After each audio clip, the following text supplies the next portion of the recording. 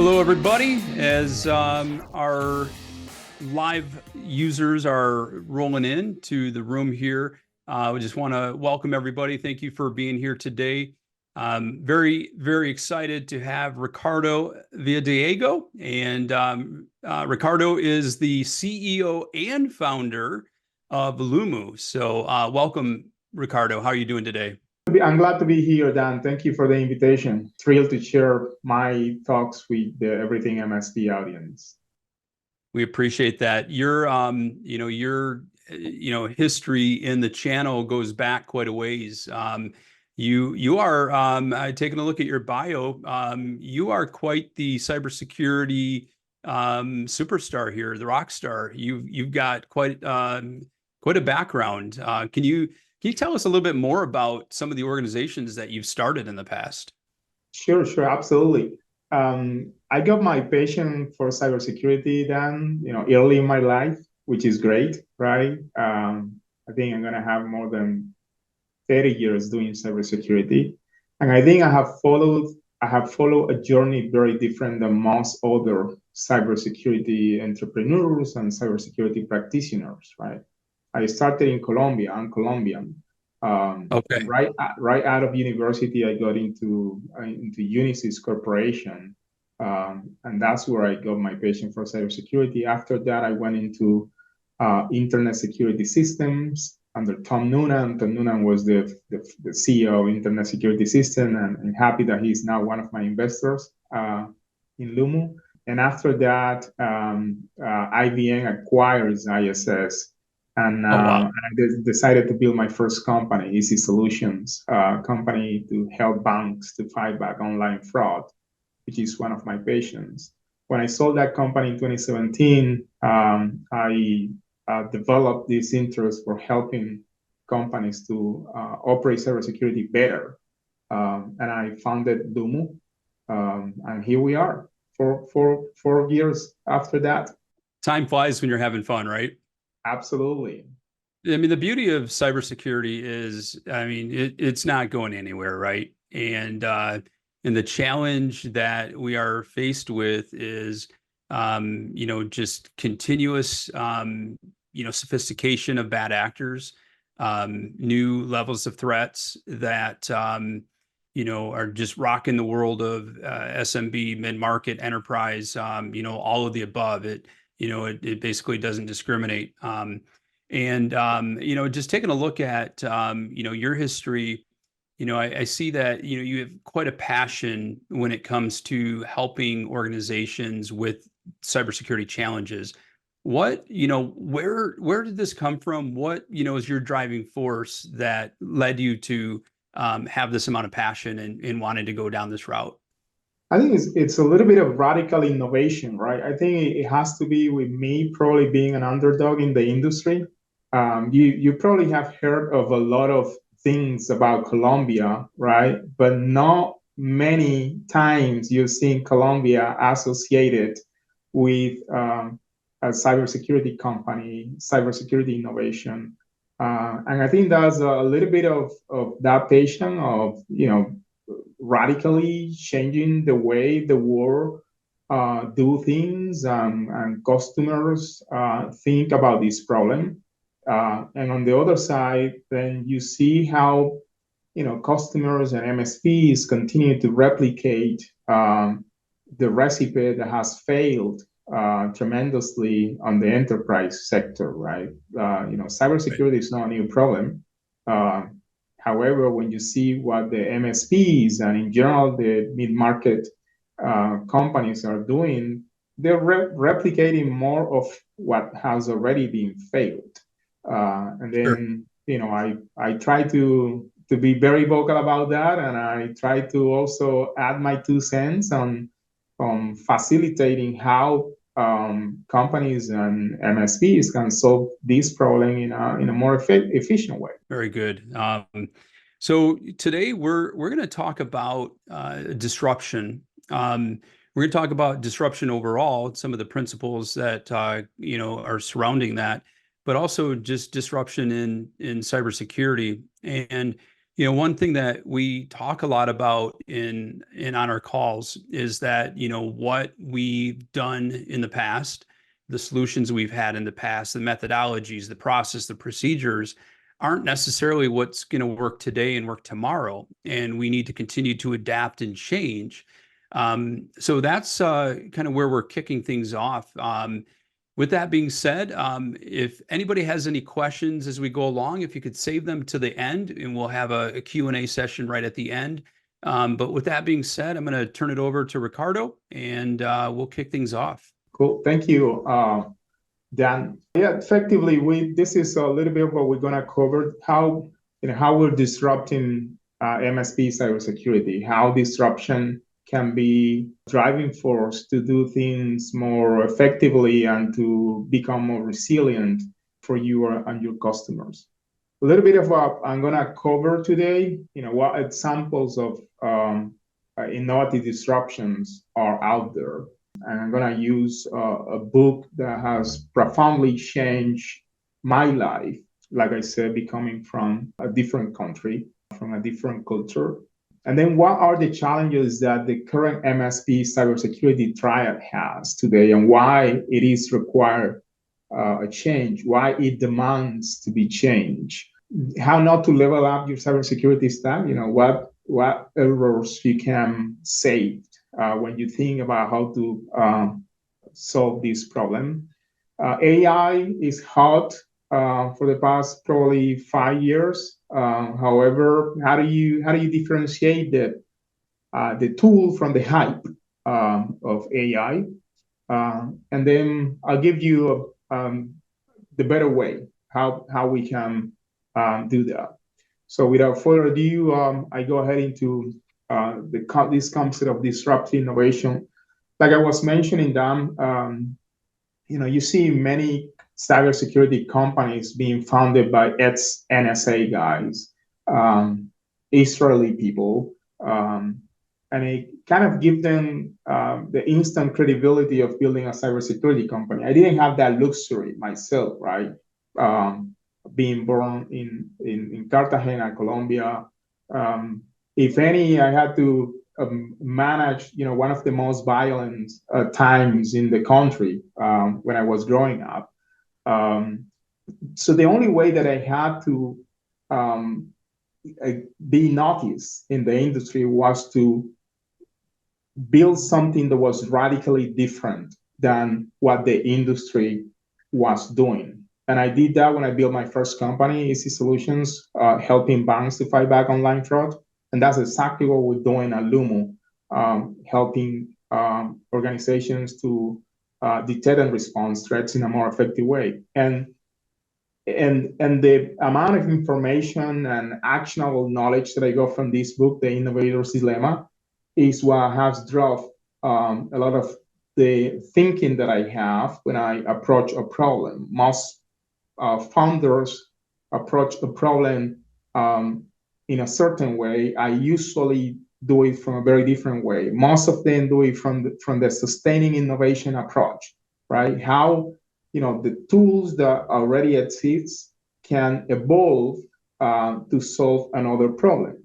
I often approach these problems from the disruptive approach, right? How we do something differently that adds significant value to solve the problem more radically. That's kind of the way the way I do that. And if you follow, this is a book from 1997, more or less. I was living in Bogota at the time, and then I had an internship to go work with Unisys in Bluebell, Pennsylvania.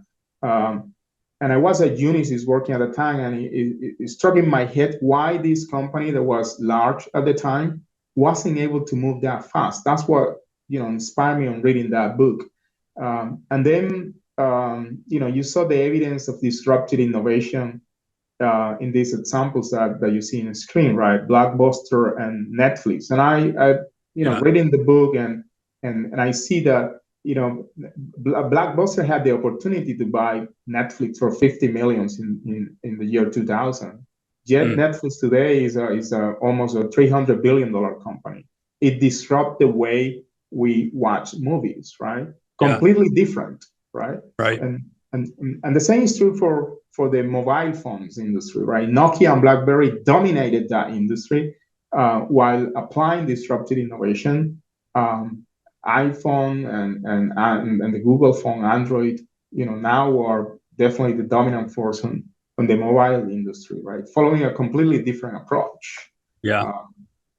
Mm-hmm. Yeah, that disruption, it really is amazing when you look back and, you just think about those that, have become complacent and feel as, because they've been such a dominant player that, that they're sustainable, but not always the case. I do have a question for you, though.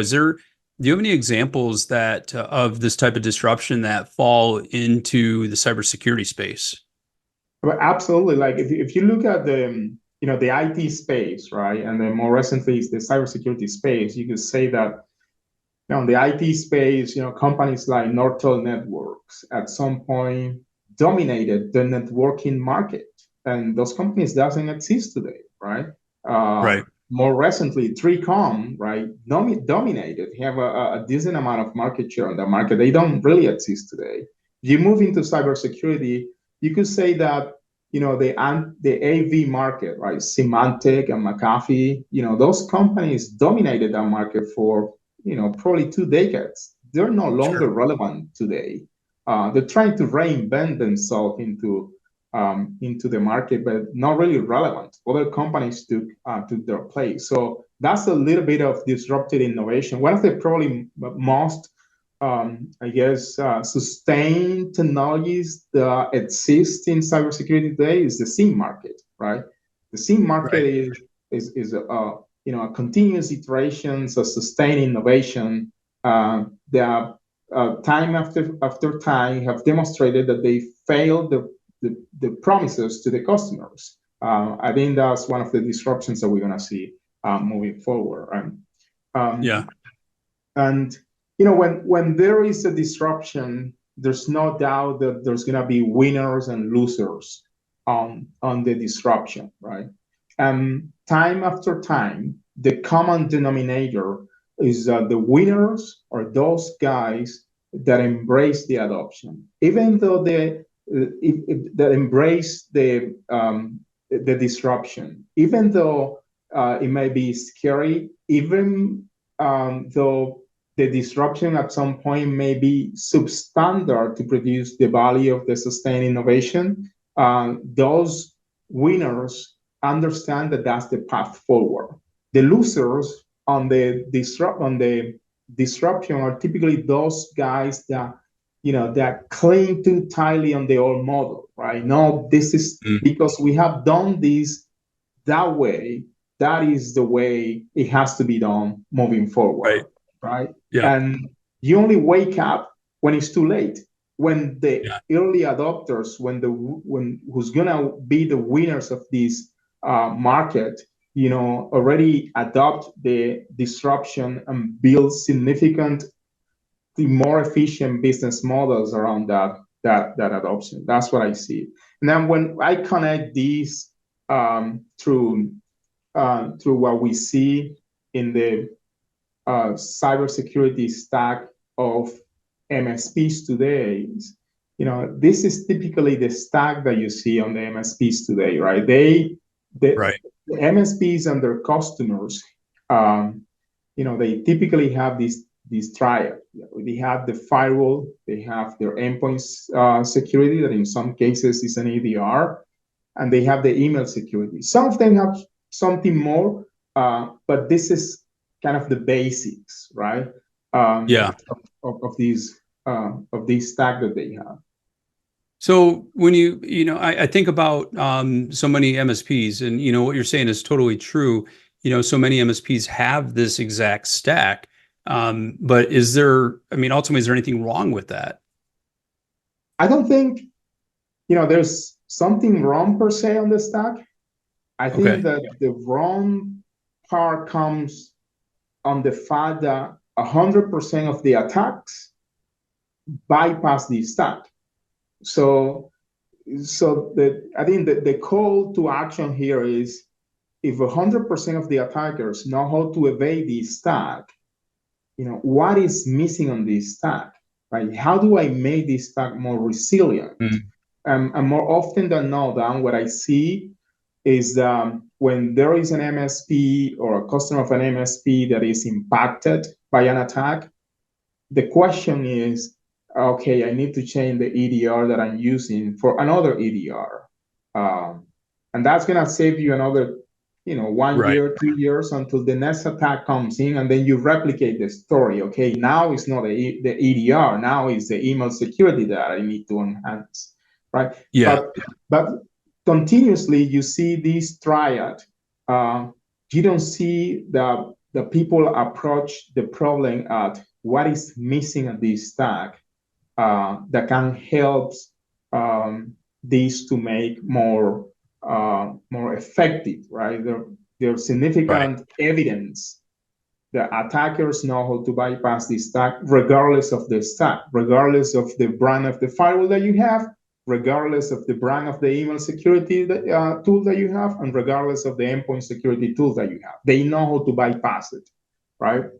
Now, if you complete this with MSPs, I think have been forced, because attackers have been more pervasive, affecting every segment of the pyramid of the market, right? Small and medium business, mid-market, and enterprise. MSPs have to definitely elevate the way they look at cybersecurity. And the traditional security model is inefficient, it's not sustainable. So changing these tools continuously is not going to get you to a better outcome in the long term. The constant adoption of these new tools requires that you have to retrain your analysts on these new tools. So you go through stages of low productivity because of that. And then more often than not, these tools are silos, right? The firewall is there, the EDR is there, but they don't work together necessarily as a team in pursuit of a higher outcome in terms of cyber resilience for the companies. So I think there's no doubt the cybersecurity model has to evolve, and it has to, and then I think the market that has the higher opportunity to make this bold move is the MSP market. Right now, let's go into some of the mistakes, I guess, that we can avoid as we elevate the cybersecurity stack. I think one of the things that pissed me off, Dan, is that when you ask someone that you had to build a security operations center, the answer is that you need a SIEM. And the SIEM, is the center of the operations center today, but it's the result of significant sustained innovation. There is nothing radical, there is nothing disruptive on that technology, right?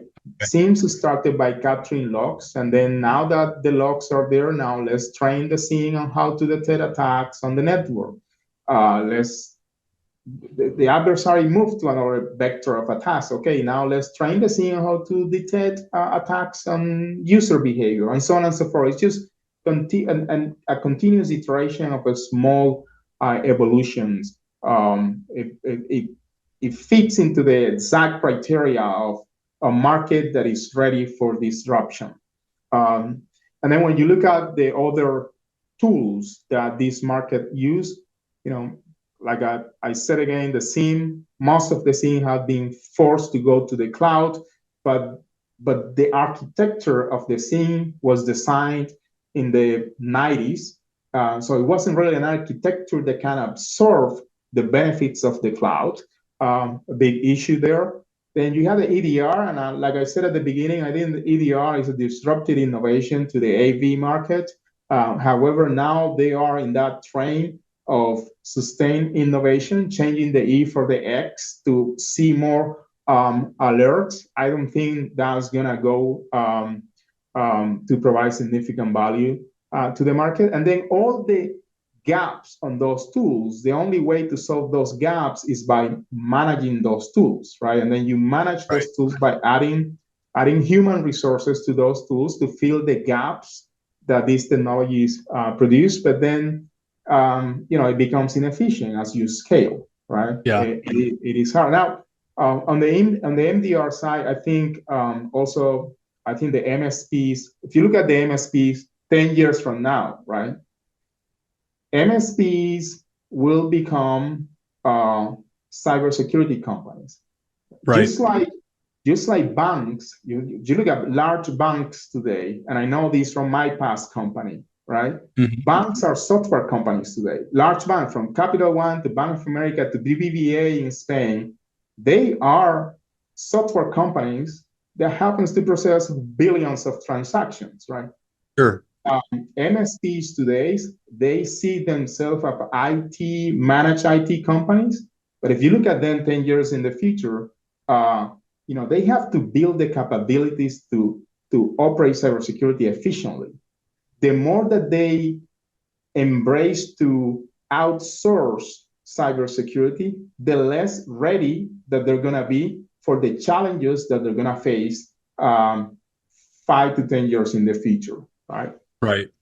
Well, I think, one of the driving forces for that is going to be regulation. When you take a look at some of the areas we've been talking about, CMMC, and, everything that's coming down with that. And, ultimately, that is where it's going to really separate, for lack of a better way of saying it, the men from the boys. But with that being said, a lot of organizations, need a SIM for compliance purposes. So what about those organizations? That's a very good point, Dan. I think, and it goes back to, that question that pissed me off, that when you ask someone, we need to build a security operations center, the answer that comes back is, I need a SIM. I rarely get, I need a tool that helps me to detect and respond to attacks effectively, which is what you're really trying to do. On the compliance side, you really have the data, because on compliance, you're required to store that data by compliance requirements. They don't tell you that you have to store that data in a SIM. So there are more effective ways to store that data, to manage that data, than continue to use the recipe that has failed for a long time. And in other words, I think it's just cheaper, more effective to store the data in a different way than to store it in a SIM. So that will cover the compliance angle, right? Now let me get into how why these tools have been falling behind, right? I think like I said, most of these tools, the architecture of this tool was designed in the late 90s, early 2000s, right? So cloud computing wasn't really big at that time. So the architecture isn't ready to adopt the huge benefits of cloud computing. So if you see SIM tools, for instance, those SIM tools were designed to be on-prem. The market forced them to go to the cloud, but the deployment in the cloud is a replica of what they do on on-prem deployments, with the exceptions of a few technologies. So that gives them the inability to extract additional value from the cloud. The way they consume storage hasn't necessarily been optimized for cloud computing. And because of that, the way the data is structured isn't optimized for artificial intelligence, right? So most of these tools, it's going to take them a long time to adapt these tools to be more effective. And what you see in the market is that most of these vendors are really creating new technologies from zero to make them ready for the cloud, while they continue to serve the market with the traditional tools that they have. There's several examples of that in the market. And now, if you go to AI, which is another big topic in the industry today, right? And I think here we have to be practical too, right? The market demands more AI tools. And because of that, the vendors are there to sell their tools, right? Because of that demand, you find vendors that just rename any statistical model to AI now, because that's what the market is demanding.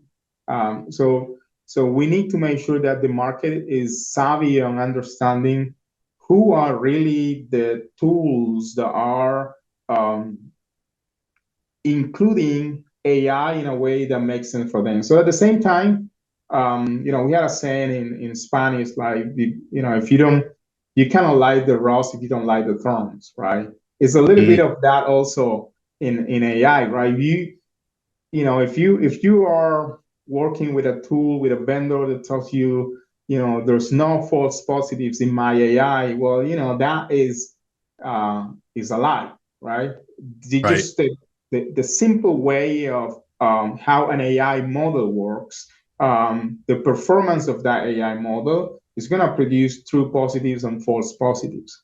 The key is how you manage the noise, right? How do you manage the noise? How you create an experience in which the analyst isn't bombarded by the noise that the AI models produce. Those are kind of the limitation of using AI. But I think it's a very promising tool. I'm sorry, Dan, go ahead. Yeah, no, I mean, I think, when you take a look at it, anything that's new like AI, everybody wants to cling to that and throw that label on it that, we have levels of integration, and I kind of feel like in some regards it's a lot of fluff, or it's hype, and it's not genuinely their vision, their mission, and it's not genuinely part of their product. It's just kind of a, hey, let's throw this on here because everybody wants to hear AI. So how do you handle all that hype? I think the way we do it, Dan, is we clearly articulate what we do with AI and how we do it to our customers, and articulating clearly how we are learning from their networks, for instance, how we use that learning to identify anomalies, and we showcase that to them. So if a vendor, in my experience, if a vendor doesn't articulate correctly how they use their AI in their products, they most likely aren't using AI. They're most likely using a combination of fuzzy rules, statistical models that they just rebranded as AI because that's what the market is demanding. Ultimately, in my view, AI amplifies human expertise. AI helps to produce expert level outcomes from entry level people. Which is something that this industry requires a lot. How do I get a L1 analyst to perform as an L3 analyst because of the lift up that the AI tools enable them to do? And that's more important than ever in cybersecurity, because there's not going to be enough talent if we don't empower every analyst, any IT analyst, to become a cybersecurity analyst. And I'm saying this here, and I know a lot of vendors are going to be trashing me for saying that, but that is the truth. The only way that we're going to win this battle, Dan, is if we empower every MSP to become and to produce expert-like cybersecurity outcomes with the people that they already have, right? Right. That is something that goes against the business model of some of the companies out there, but that's truly the truth, and that's, in my view, the bigger disruption, right? Well, we're so limited with our talent out there, and I was just reading a stat as far as the growth in the MSP space between now and 2028 is tremendous. It's substantial. However, the challenge with that is just the lack of IT talent, and that's where leveraging AI tools really comes into play. Absolutely, I have no doubt about that. Again, it goes against the business model of some companies out there, but I think that's the ultimate way to solve this problem. And if I take what I said before, right, 10 years from now, every MSP is going to be a cybersecurity company. Right. Neglecting to elevate the skill set of your team today is gonna go against your business at some point. Right. So better to embrace that now and become better at that. So how we do that, right? Well, that's a little bit of the radical disruption that we're adding into the market. How we build better MSP operations, MSP cybersecurity operations. Well, we have to empower the signals that the networks of the customers that you're serving are providing. In cybersecurity, there's something that is true and will always be true, and is that the network is the ultimate source of truth. A network that's compromised behaves differently than a network that is not. And there's this process that is an adaptation of the kill chain in the physical world to the cyber world. It's named as the cyber kill chain, and the adversary has to go through most of these steps, if not all of these steps, to effectively compromise an organization. And the common denominator across this is that they have to use the network. So if you are able to understand what is in the network, how the network of your MSP and the network of your customers is behaving, you have the advantage of identifying if there is a threat actor affecting your network. So in order to do so, you have to collect the signals that the network is sending to you, the network of your customers and your own network, Mr. MSP, is producing to you. And there's something that is nice about this, and it's that network metadata is yours and it's from your customer. You don't have to pay anyone to use that network metadata for your benefit. It's there for you to use it, to extract value.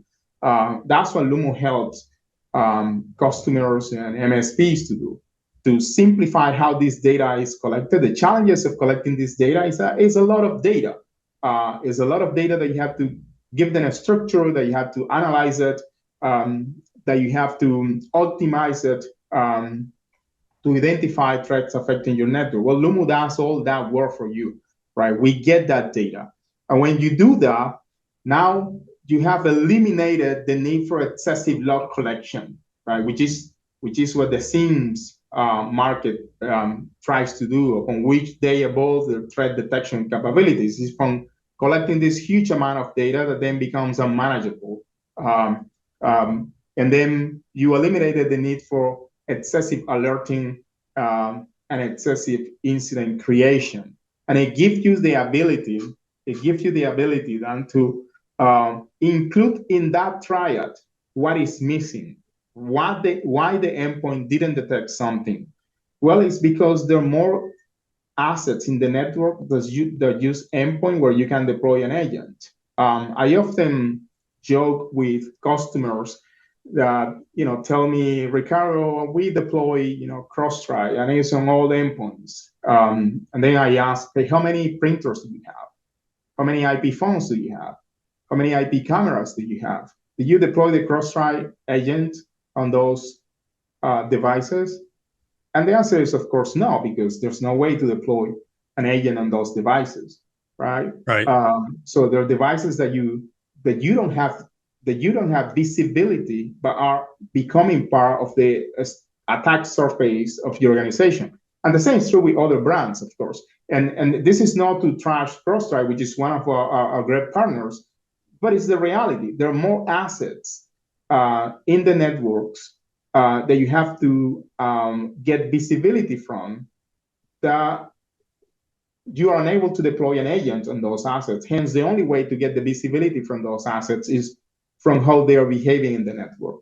That gives you the ability to orchestrate defense to the triad that you have, to your endpoint security tool, your firewall, your email security tool, and so on and so forth.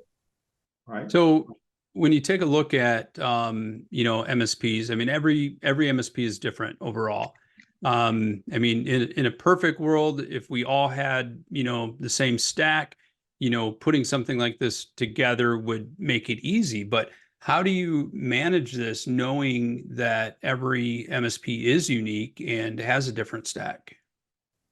Well, we do an assessment of the market, of course, and one of the things, and this is a timely question because it's right my next slide, right? Is the majority of the MSPs that we're seeing are using any of these brand of firewalls: Sonnywall, Fortinet, Cisco, Meraki, or WatchGuard, right? So we have built the tool compatible for these tools. This is not to say that if there's an MSP that's serving a larger market that is using Palo Alto, Lumu is also compatible with Palo Alto network, or that is using Cisco Firepowers. Lumu is also compatible. I'm putting here the brands that are more relevant to the general MSP market. And when you go to endpoint security, you see a lot of SentinelOne, you see a lot of Microsoft Defender, you see a lot of Sophos, more recently a lot of Huntress. We don't see Huntress here yet, but most of the vendors that you don't see here is because we have been unable to secure an integration. We're an open company, right? We want to build the integrations with the tools that serve the market.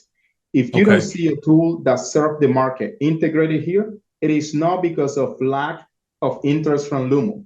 It's probably because of lack of interest from the other party. We want to make sure that we serve this market effectively. And then when you go to email security, Google Workplace and Office 365 dominates the market. And then you go into MSP operations, and you see that ConnectWise and Kaseya and NinjaOne dominates the market. And I invite every MSP listening to this show, if there is any tool that you want to see Lumo integrated with, shoot me an email, contact me, and we'll make sure that we identify how we made that integration works. Can I ask just one quick question? So how do you make sure that that's ready for every MSP?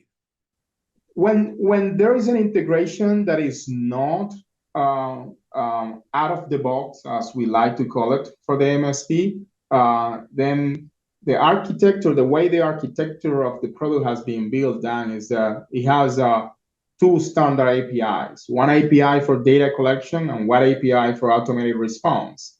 So that gives us the ability to quickly respond to the market when there is an integration that we don't have ready, by orchestrating these APIs with the APIs of the other vendors to make it ready for the MSPs. All right. So in conclusion, embracing versus not embracing cybersecurity disruption. I think above these topics that I have here, I would like to say that being ready for the market in the next decade is going to be important. In the next 5 to 10 years, like I said before, every MSP is going to be a cybersecurity company in a way that happens to serve IT infrastructure for the companies because of the relevance that security is going to create for all the businesses. So making sure that your current business is ready to serve that demand. In addition to that, not embracing the disruption puts you into an issue of operational efficiency. Materializing an attack can affect your legal exposure, your reputation. It can even expose the viability of your business.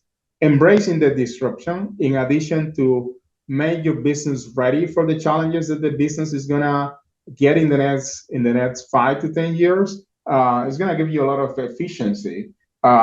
It's going to help you be more cost effective to serve the markets that you have.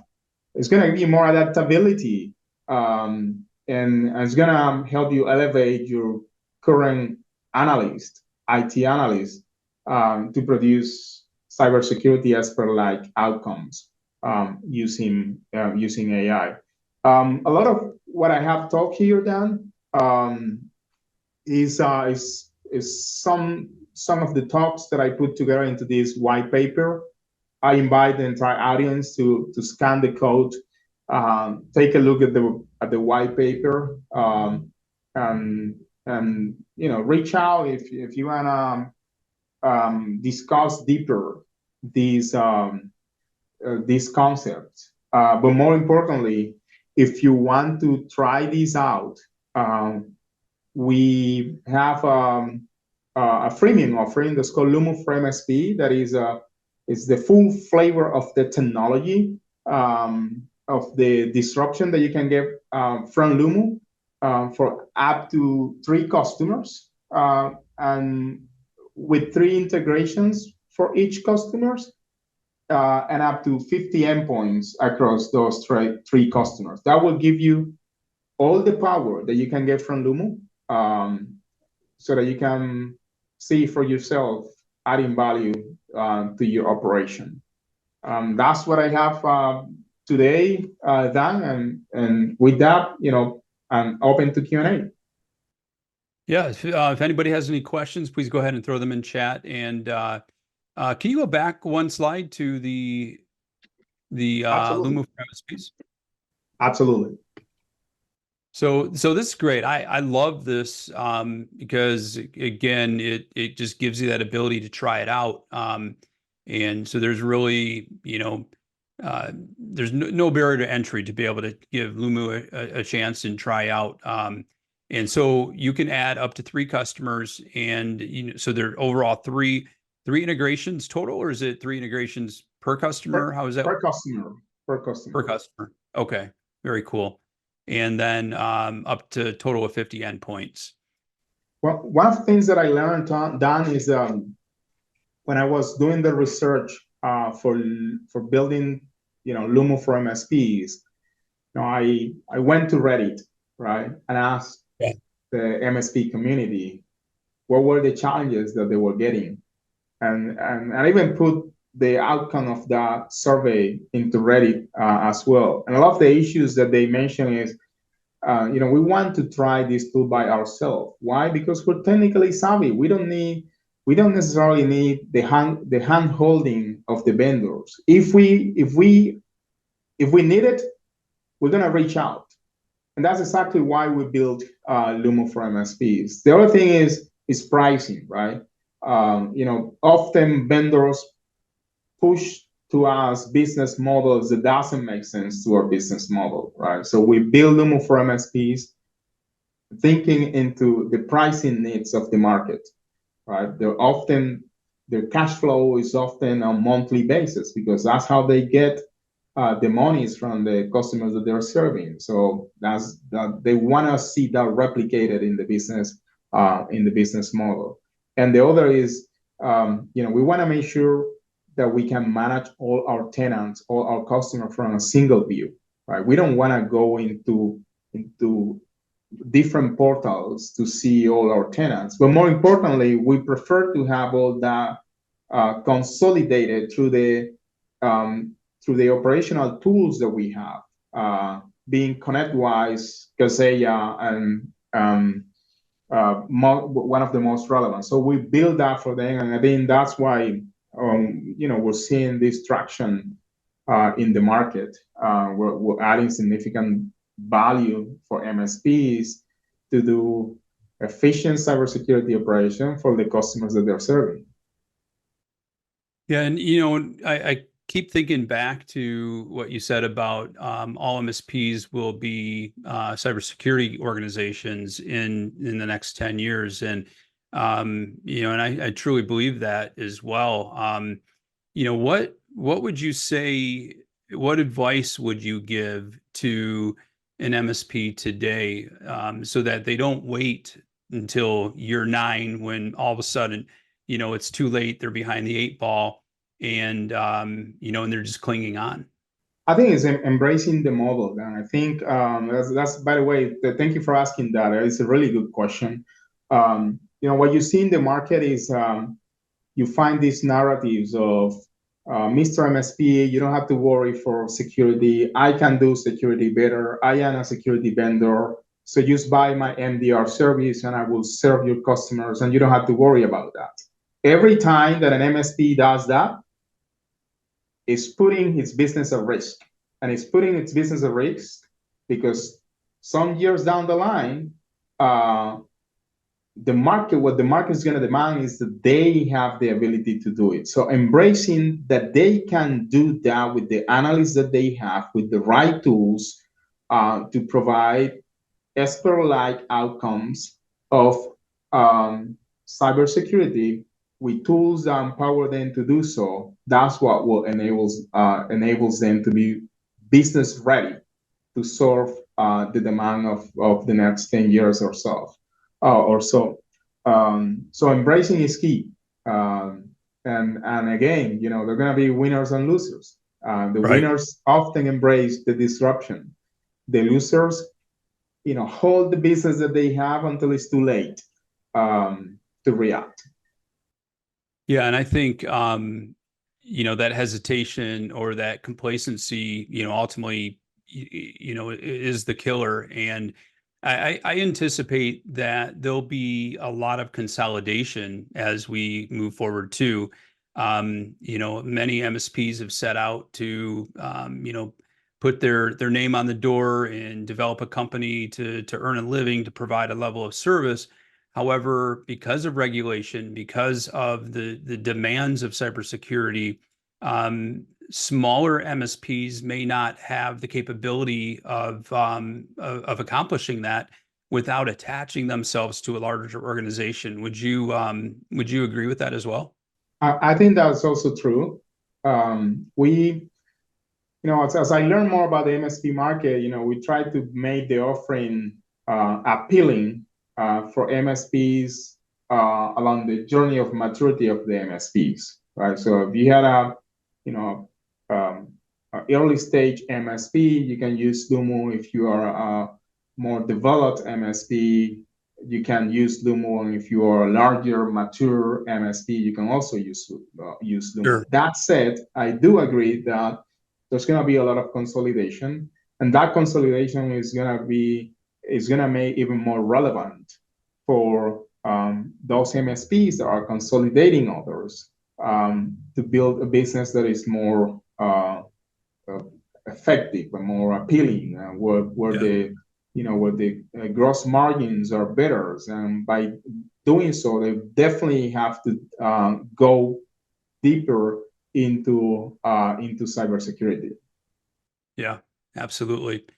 Someone had asked about seeing the dashboard. Go ahead and sign up for the Lumu for MSP Lite, and you'll be able to see the dashboard right there and play around with it. We do have a lot of great information on the Everything MSP site. If you search for Lumu, you can get additional information there. Most importantly, though, you can reach directly out to Lumu. You can send a message right from that site. So go to everythingmsp.com, search for Lumu, and you can get additional information. Doesn't look like we have any additional questions, which means you did an incredible job at yeah. And I know I'm going to pick up that book. I have not seen that one, but I always love a good read like that, and so I appreciate you sharing that. Thank you, Dan. Thank you for making this space available for the MSP industry. Awesome. Thank you so much, Ricardo. I greatly appreciate your time and expertise, and look forward to seeing you in the near future. Everybody out there, looking forward to see you guys as well. And we really appreciate you being here, and have a great rest of your day, everyone. Thank you. Thank you.